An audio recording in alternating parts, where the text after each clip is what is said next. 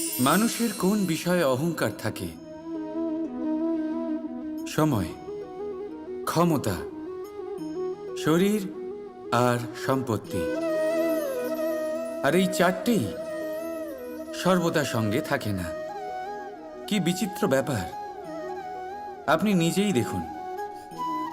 সময় আজ ভালো হলেও কাল অবশ্যই খারাপ হতে পারে। ক্ষমতা আজ আপনার থাকলেও কাল তা নাও থাকতে পারে। এই শরীরটা তো নশ্বরই বটে।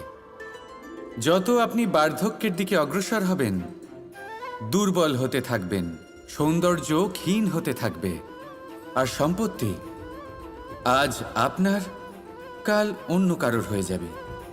আর এই সমস্ত নশ্বর জিনিসে মন কেন্দ্রীভূত করতে করতে ব্যক্তি ভুলে যান সেই বিষয়গুলি যা সর্বদা আপনার সাথে থাকবে, আপনার ঢাল হবে, আপনার সম্বল হয়ে থাকবে।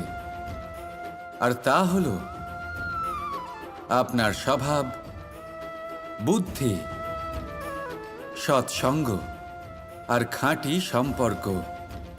নিজের স্বভাব শীতল রাখুন, কর্মে বুদ্ধির পরিচয় দিন, সর্বদা ভালো মানুষের সাথে সময় কাটান, আর খাঁটি সম্পর্ক সর্বদা পালন করুন। জীবনে সর্বদা সুখী হবেন। রাধা রাধা।